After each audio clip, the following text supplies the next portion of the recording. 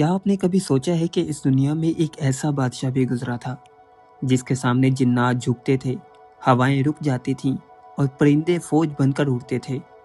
یہ کوئی افسانہ نہیں، یہ سچ ہے، اور آج ہم آپ کو اس سچ کے اندر لے جائیں گے۔ ہزاروں سال پہلے کی بات ہے۔ یہ وہ زمانہ تھا جب انسان اور زمین کے درمیان پردے بہت پتلے تھے۔ جب رات گہری ہوتی تھی تو جنات آسمان کی طرف اڑتے اور فرشتوں کی باتیں سننے کی کوشش کرتے۔ یہ دنیا آج کی دنیا سے بالکل مختلف تھی۔ یہاں آگ کی مخلوق اور مٹی کی مخلوق ایک ہی زمین پر سانس لیتی تھی، اور اسی زمین پر ایک شخص پیدا ہوا جس نے دونوں کو اپنے ہاتھ کی مٹھی میں رکھ لیا، اور یہ شخص کوئی اور نہیں، حضرت سلیمان علیہ السلام تھے۔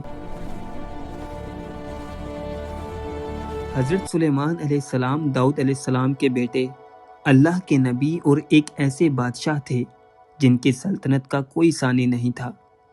ان کے دربار میں انسان بھی تھے، جنات بھی اور پرندے بھی، غرض سب پر ان کی حکمرانی تھی۔ اللہ نے انہیں ایک ایسی نعمت دی جو نہ ان سے پہلے کسی کو ملی، نہ ان کے بعد کسی کو ملے گی۔ جنات پر اختیار، ہواؤں پر حکومت اور ہر زبان کو سمجھنے کی طاقت ان کو اللہ نے دے رکھی تھی۔ ایک چونٹی کی آواز بھی ان سے چھپی ہوئی نہ تھی۔ ایک دفعہ جب ان کی فوج ایک وادی سے گزری تو ایک چونٹی نے دوسری چونٹیوں کو پکارا کہ اپنے پیلوں میں چھپ جاؤ، کہیں سلیمان کی فوج تمہیں روند نہ ڈالے۔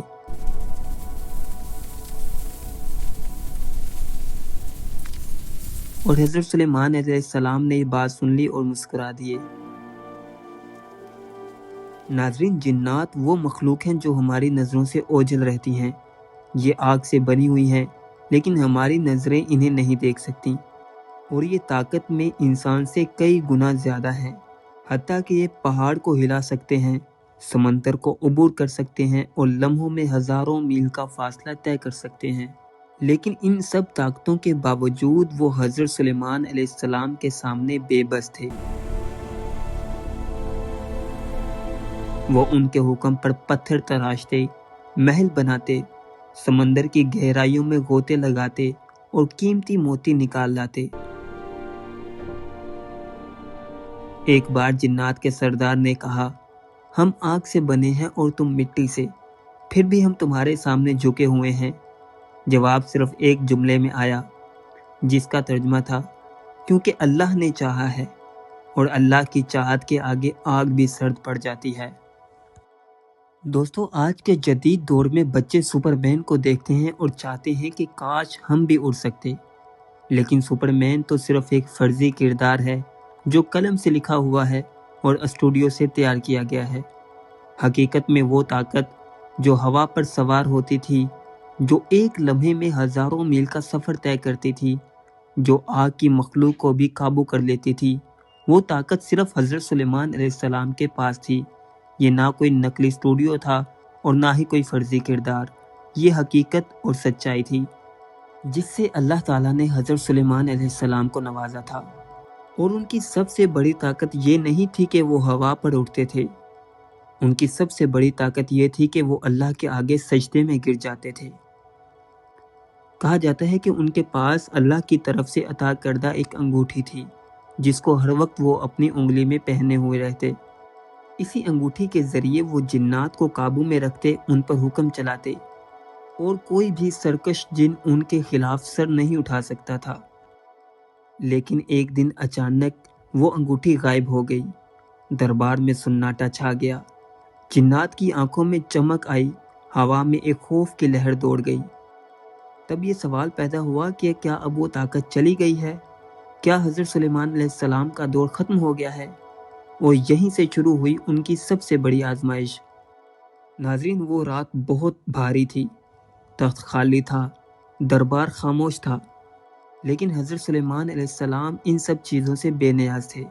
وہ زمین پر بیٹھے، اللہ کے حضور ہاتھ اٹھائے، انہوں نے کہا، اے میرے رب، مجھے ایسا ملک عطا فرما جو میرے بعد کسی کو نہ ملے۔ یہ غرور اور تکبر نہیں تھا، یہ اللہ پر یقین تھا، اور اللہ نے وہ دعا قبول کی۔ اس کے بعد انگوٹھی واپس آئی، جنات پھر جھک گئے، ہوائیں پھر حکم پر چلنے لگیں۔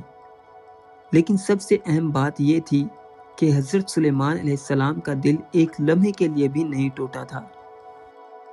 اللہ نے انہیں حکم دیا کہ بیت المقدس کو تعمیر کرو، اور یہ کوئی عام عمارت نہیں تھی، یہ وہ مقدس زمین تھی جہاں انبیاء کرام علیہ السلام نے قدم رکھے، جہاں فرشتے اترتے تھے، جہاں آسمان اور زمین کا رشتہ سب سے زیادہ گہرا تھا۔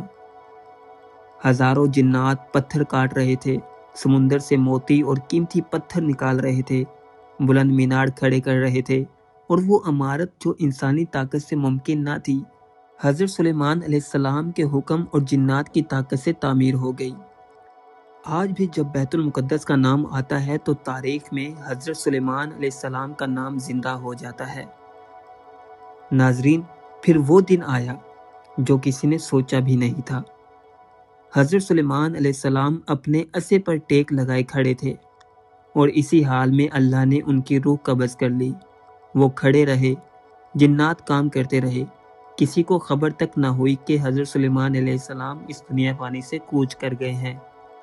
اسی طرح گھنٹے گزرے، دن گزرے، جنات یہی سمجھتے رہے کہ بادشاہ انہیں دیکھ رہا ہے۔ وہ ڈرتے رہے اور مسلسل سر جھکائے کام کرتے رہے۔ پھر ایک دن دیمک نے ان کا عصا اندر سے کھا لیا اور وہ گر پڑے۔ اس لمحے پوری دنیا کو پتہ چلا کہ وہ جنات جو کہتے تھے کہ ہم غیب جانتے ہیں، وہ ایک لکڑی تک کا راز نہ جان سکے۔ غیب صرف اللہ ہی جانتا ہے۔ اور یہ سبق حضرت سلیمان علیہ السلام کی زندگی کے آخری لمحے میں دنیا کو ملا۔ ناظرین، حضرت سلیمان علیہ السلام کی یہ داستان ہمیں یہ بتاتی ہے کہ اصل طاقت تخت پر نہیں، اللہ کے سامنے جھکنے میں ہے۔ جنات بھی اس کے آگے بے بس تھے جس نے اپنا سر صرف اللہ کے لیے جھکایا، اور وہ جو آگ سے بنے تھے، مٹی کے بنے ایک نبی کے قدموں میں بیٹھے رہے، کیونکہ اللہ کی عطا کے سامنے آگ بھی سرد ہو جاتی ہے اور طاقت بھی سر جھکا لیتی ہے۔